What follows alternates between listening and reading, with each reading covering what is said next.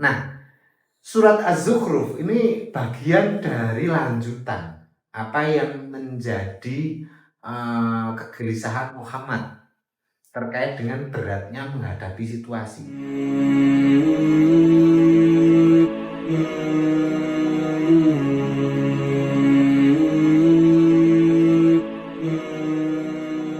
Selamat malam pemirsa yang budiman dimanapun Anda berada.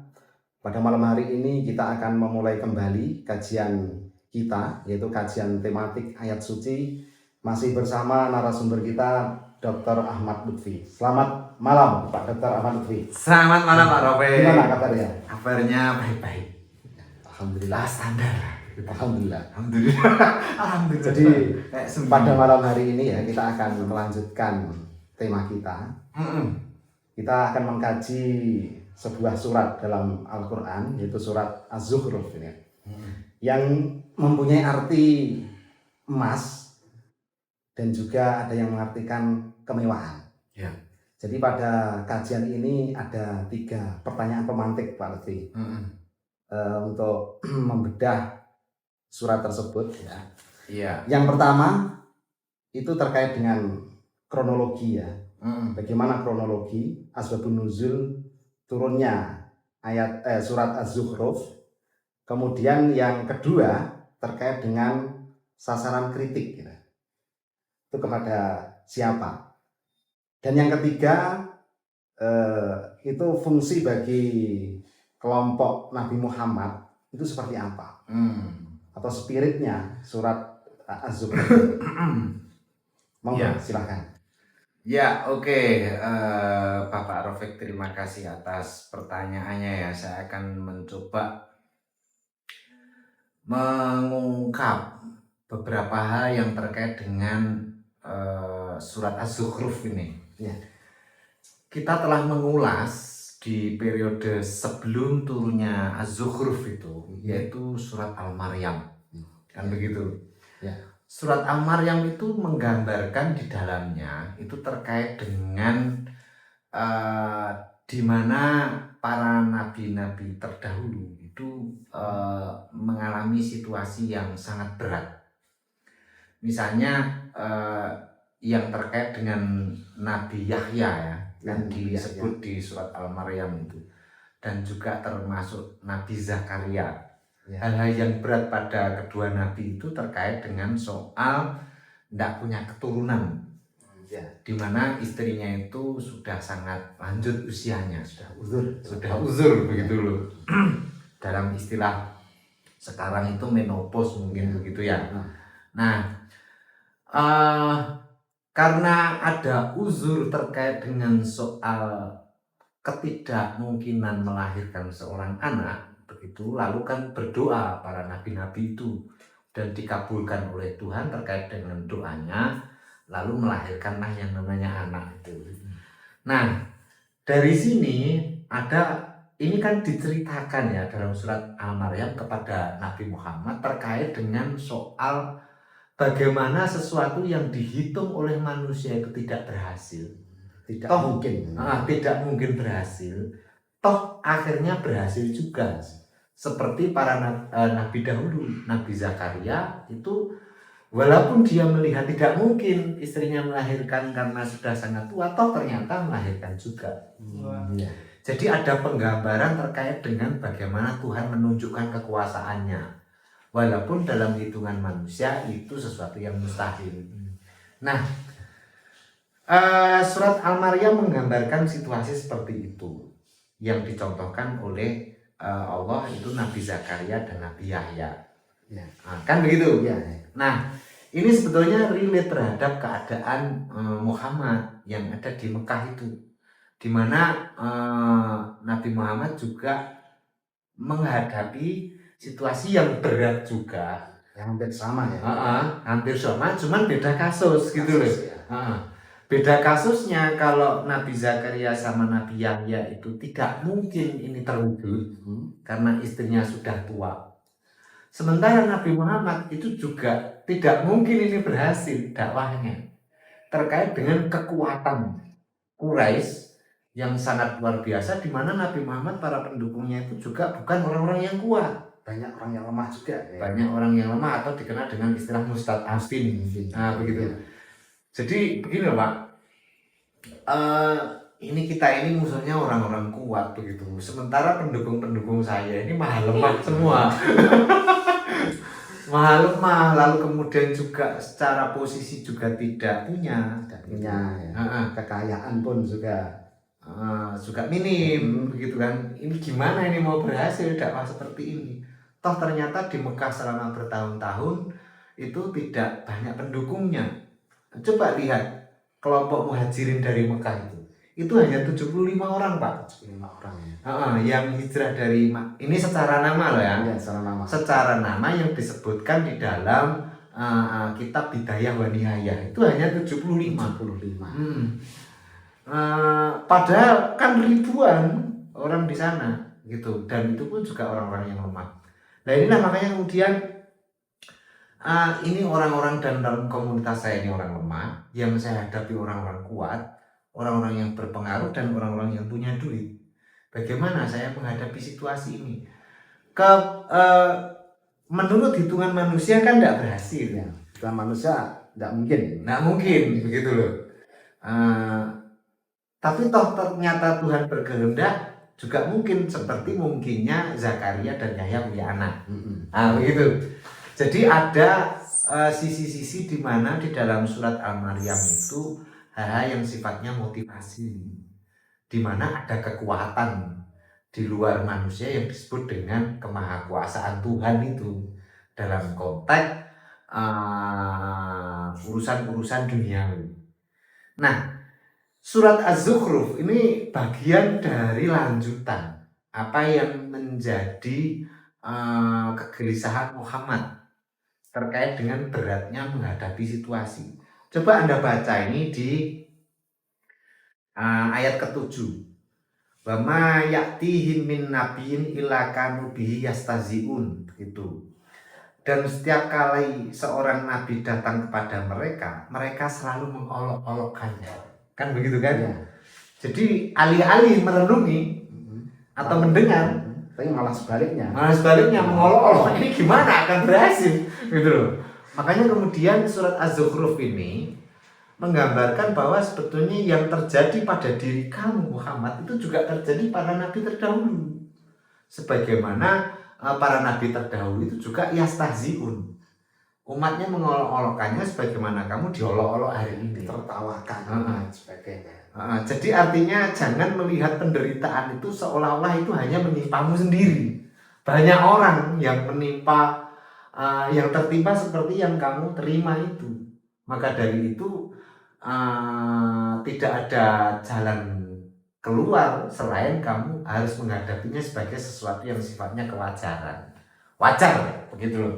Seorang nabi punya beban seperti itu wajar. Yang tidak punya beban seperti itu ya tentu bukan nabi. Begitu loh. Ya awam lah begitu. Dia tidak punya beban-beban seperti itu. Karena nabi tugasnya kan juga berat gitu kan. Ya, itu terkait dengan misinya. Terkait dengan misinya itu juga berat. Makanya kemudian diingatkanlah wa ma ya'ti min nabiyyin illa yastahzi'un tadi. Karena Nabi Muhammad menghadapi hal yang sama. Nah, di dalam hal ini maka sebetulnya mukhotob utama di dalam konteks ini itu Nabi itu sendiri. Gitu.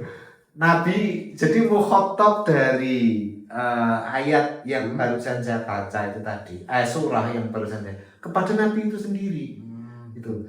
Jadi Tuhan memperkuat Nabi Muhammad itu berkali-kali suratnya. Itu tidak hanya Maryam aja, nanti Zukhruf. Nah sebelumnya itu kemarin itu sebelum Maryam itu Al-Fatir misalnya. Nah seperti itulah. Maka Tuhan memperkuatnya berkali-kali agar Nabi Muhammad kuat dalam menghadapi situasi seperti ini. Jadi surat-surat sebelumnya itu mengandung makna ya. Sebenarnya itu kan memperkuat dengan mencontohkan nabi-nabi sebelumnya gitu kan, yang menghadapi situasi yang tidak mungkin itu berhasil. Tapi karena itu utusan dari Yang Maha Kuasa ya kan, mereka diberi kekuatan dan berhasil juga. Ada sebetulnya Pak yang cepat berhasil. Iya. Apa itu?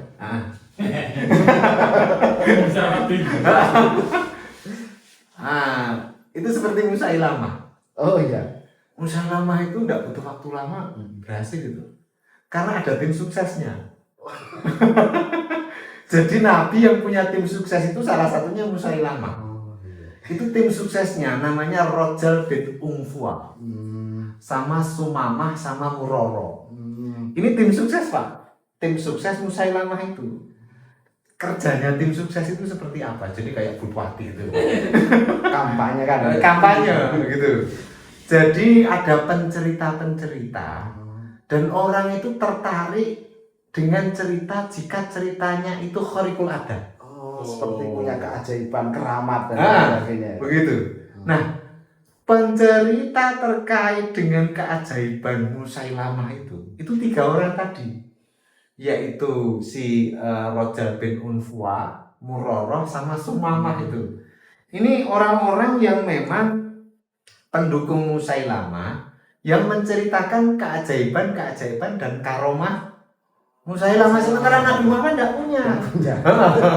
Ini agaknya relate Pak, betul. Apa? Dengan situasi sekarang. Iya. Banyak kan tokoh-tokoh itu yang punya pencerita seperti itu. Jadi kalau kita ingin menjadi satu tokoh agama yang hebat, jangan lupa membuat tim sukses. Yang menceritakan bukan gagasan Anda, tapi yang menceritakan tentang keampuhan Anda. Sebagai marketingnya. Marketing istilahnya Jawa itu combe. Jadi ada combe pencerita terkait dengan karomah-karomahnya. Sementara Nabi Muhammad tidak begitu, Pak. Nabi Muhammad itu di dalam keahliannya, dia juga lapar, bekerja juga ke pasar, dia juga punya hutang, dia juga dimarahi istrinya, gitu kan? Ya. Dia juga kadang tidak punya uang sama. Karena Nabi Muhammad, ana basarun mislukum. Aku juga makan nasi misalnya, lalu kemudian baju saya ya tidak banyak karena saya mustadafin. Jadi secara figur saya tidak lebih dari kamu, sama. Manusia biasa. Yang lebih dari saya adalah gagasan.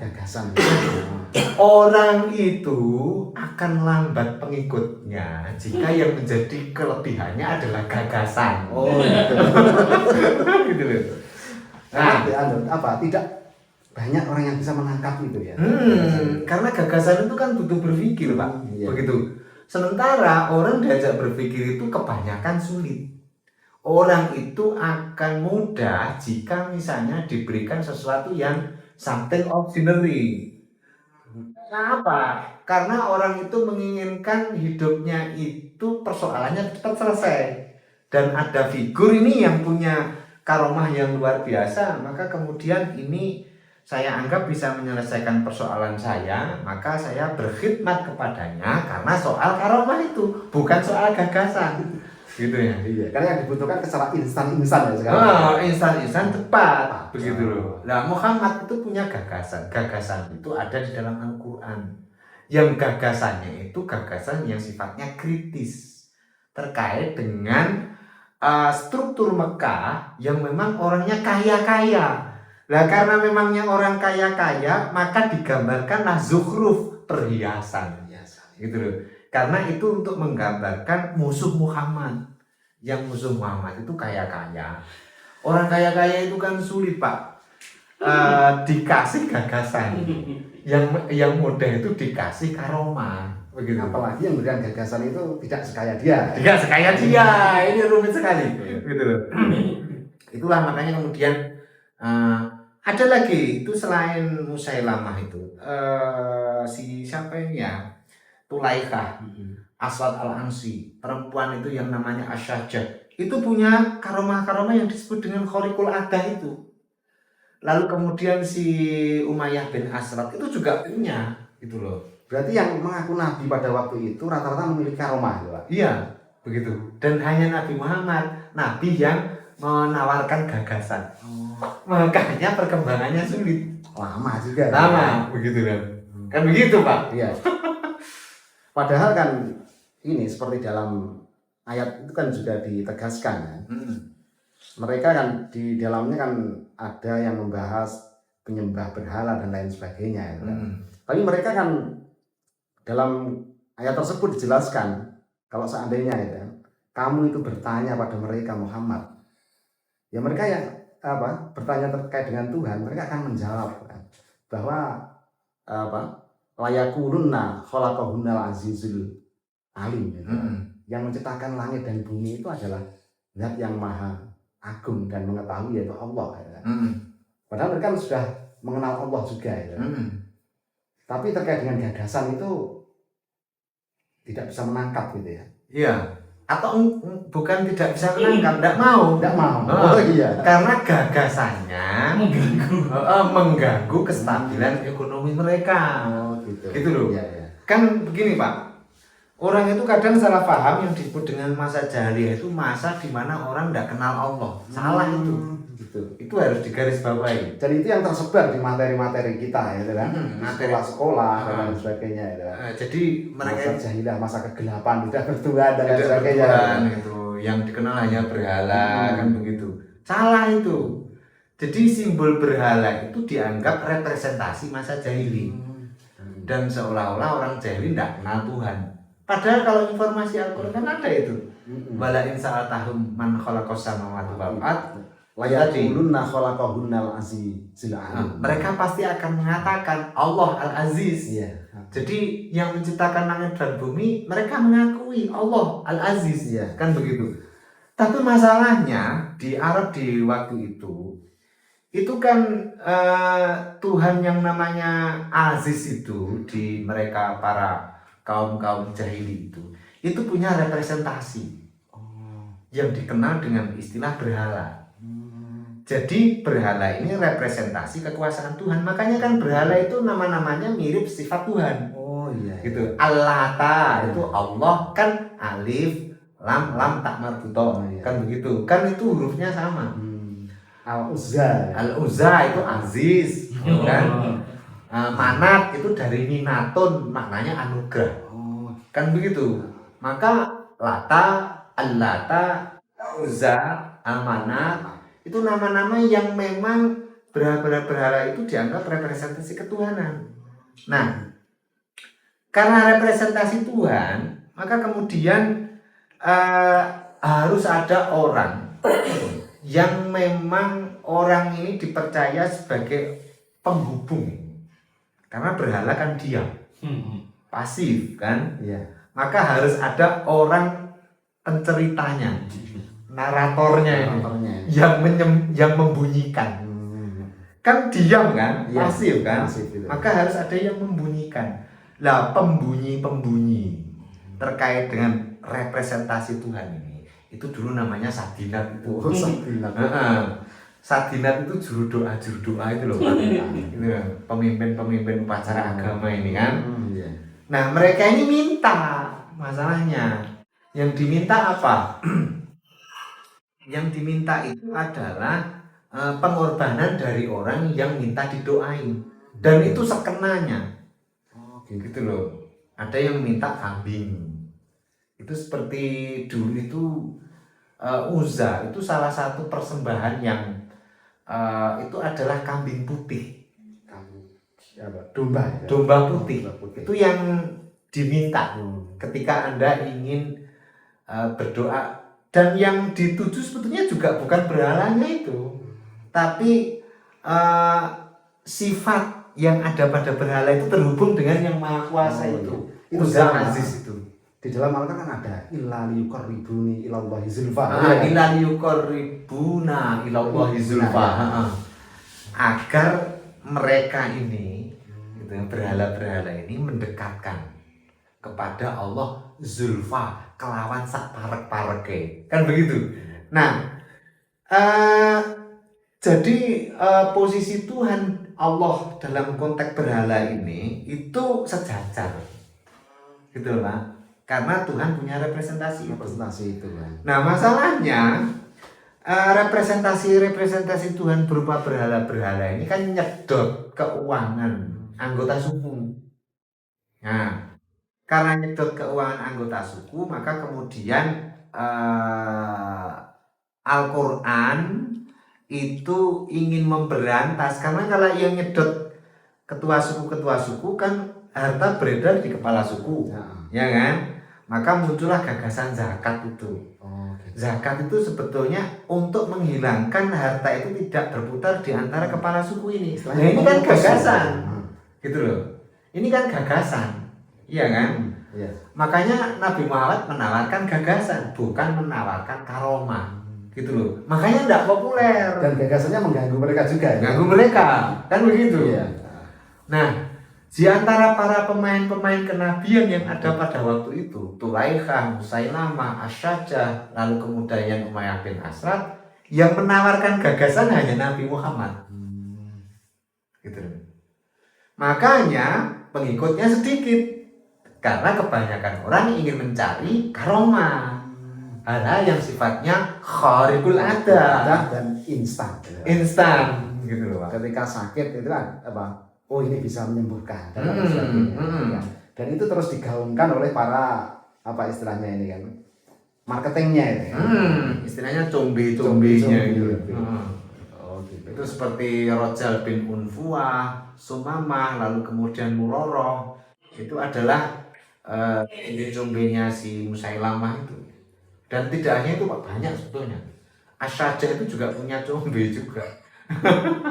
Lalu si siapa ini Umayyah bin Asad juga sama, gitu. Ada proksi-proksinya itu. Iya. Yang mengitari mereka, sehingga pengikutnya bertambah banyak dan mereka populer. Gitu. Proksi-proksinya ia menyebarkan luas soal karomah-karomah itu. Beda dengan proksi Muhammad.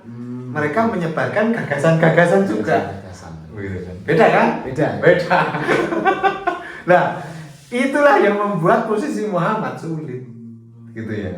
Pengikutnya tidak banyak, kita sebut tadi 75, dan menghantam struktur yang ada seperti Quraisy Mekah itu. Makanya kemudian reaksinya yang muncul ketika Nabi Muhammad mengeluarkan gagasan itu banyaknya adalah reaksi perlawanan. Itulah yang membuat Nabi Muhammad mengalami satu kesulitan, di mana kesulitan itu hampir-hampir mustahil untuk diatasi Nabi Muhammad. Nah, Az-Zukhruf itu hadir dalam konteks memberi motivasi itu. Para nabi itu sama. Kalau para nabi sama, berarti yang disebut dengan nabi itu sebetulnya orang yang menawarkan gagasan. Gitu ya. Jadi nabi itu ya orang yang membawa gagasan dan menawarkannya. Dan kemudian ya yang bisa menangkap ya tidak banyak. Tidak banyak karena diperlukan orang-orang yang berpikir, gitu loh. Artinya Pak Lutfi, jadi orang-orang Mekah itu apa ini istilahnya ya? Berpikirnya kan, karena dia tidak bisa menerima gagasan itu membuat Nabi itu kemudian hijrah ke Madinah itu, mengusir Nabi ke Madinah, yang di sana itu juga akhirnya banyak SDM gitu kan, yang bisa menerima gagasan. Artinya SDM Mekah dan Madinah pada waktu itu gitu kan. Ini kan penerimaan gagasan terkait dengan SDM. Ini kayaknya unggul Madinah nih. Itu gimana? Sulit untuk mengatakan unggul Madinah. Karena Nabi pernah berpikir begitu, Pak. Kayaknya Madinah terbiasa dengan kitab suci. Karena di sana ahli kitab banyak. Jadi artinya orang yang terbiasa menerima gagasan itu banyak, begitu. Tapi ketika Nabi Muhammad hijrah ke Madinah tidak juga, begitu. Tidak selalu orang yang terbiasa dengan gagasan akan menerima gagasan pula. Tidak selalu gitu. Tidak selalu begitu. Nah, ketika di Madinah pun itu sebetulnya orang-orang ahlul kitab yang mereka ini getol terkait dengan soal-soal kitab, misalnya Yahudi Bani Nadir, Quraidah dan Qainuqa itu kebanyakan justru mereka para pembangkang. Gitu loh. Nah, yang menerima itu laki-laki. Yang menerima gagasan Muhammad itu bisa jadi selain soal dia mengakui kenabian Muhammad sebagai Rasulullah, juga dia orang yang diuntungkan dari gagasan itu tanpa peduli ya, tanpa peduli soal dia itu nabi beneran apa tidak. Oh gitu ya. Itu banyak Pak. Ya karena orang Madinah kan sudah berpikir, dia terbiasa dengan dunia para nabi gitu kan. Dia juga kritis juga ya. Enggak, maksudnya bukan begitu. Maksudnya begini loh. Walaupun di Madinah itu banyak orang yang sudah kenal Nabi, tapi soal mendukung Nabi Muhammad itu kadang-kadang bukan soal Nabi Muhammad itu nabi atau tidak, tapi soal gagasannya itu menguntungkan dia apa tidak gitu loh. Menguntungkan dia atau tidak. Ya. Misalnya kayak orang Badui ya. Badui ini saya tidak usah sebut nama lah karena takut sensitif ya gitu. Ada Badui pengemis yang datang ke Madinah itu, ini kok enak sekali ya, ada pembagian ghanimah gitu. Orang-orang miskin, fakir dikasih zakat, enak sekali, tak masuk aja lah begitu. Terkait dengan soal kamu nabi atau tidak peduli gitu. Yang penting saya dapat. Makanya kan klasifikasi Jabiri terkait dengan pengikut Muhammad kan ada 3. Ya. Orang yang hanya peduli soal ghanimah, kan ghanimah, qabilah, akidah. Gitu kan? Ya. Ingat kan? Dalam nakdu apresiasi itu. Ada yang orang memang pedulinya hanya soal ghanimah saja. Dapat. Gitu loh. Ada yang orang soal qabilah. Lah, ini suku saya ikut, ya saya ikut aja. Begitu. Lah, apakah kamu mengakui Nabi Muhammad atau tidak? Tidak penting, yang penting suku saya ikut. Gitu. Ada juga yang mengakui Muhammad karena memang dia mengakui secara akidah kebenaran bahwa Muhammad itu memang utusan Allah, itu ada juga, tapi ini tidak banyak. Jadi ada motif-motif itu. Iya, makanya kan nakdu apresiasi muhaddidat wa tajaliyatuh, motif-motif dan manifestasinya. Jadi jangan dikira komunitas kenabian itu hanya murni orang-orang yang soal akidah Pak. Ada yang murni soal ghanimah.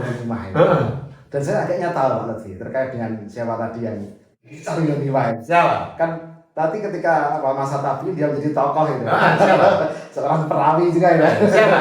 Rahasia ya. Iya, ini jangan.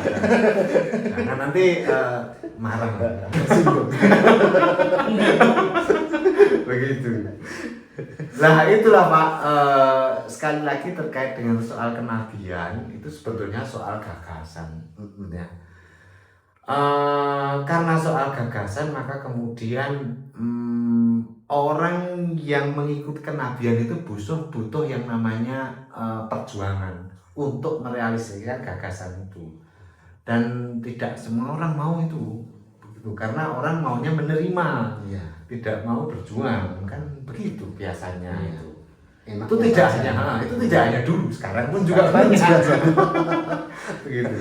Yang ayo ikut fighting yuk gitu dalam konteks memperjuangkan gagasan besar ini itu.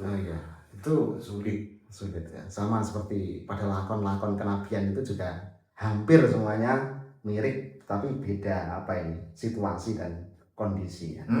Kesulitan-kesulitan itu. Nah, itulah maka kemudian Zukhruf itu muncul. Kan kebanyakan para nabi itu ditertawakan gitu. Soalnya yang ditawarkan gagasan gitu loh. Dari dulu kok gagasan toh. Kita ini butuh uang ini untuk membayar, kita lagi diuber kolektor ini gitu loh. Gagasan. Kan begitu kebanyakan itu. Makanya kemudian sulit. Kayak sulitnya seperti orang mandul melahirkan. Makanya ditasdir, dimotivasi oleh Tuhan dalam konteks Az-Zukhruf ini. Saya kira semangatnya di situ Zukhruf ini. Saya kira itu ya para pemirsa terkait dengan surat Az-Zukhruf ini memberi semangat pada Nabi Muhammad supaya Nabi itu berkaca dengan nabi-nabi sebelumnya yang juga mengalami tantangan dan hambatan yang hampir mirip. Mungkin ada closing statement Pak Lutfi.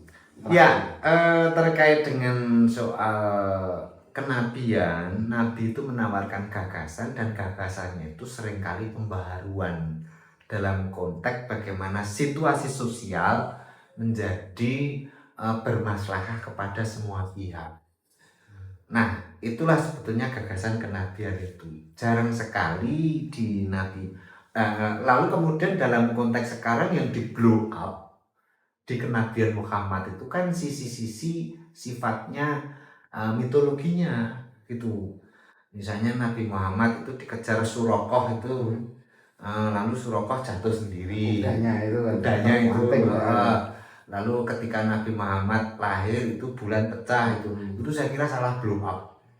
Itu justru mengganggu terbukanya terkait gagasan kenabian itu. Saya kira itu ya pemirsa yang budiman ya.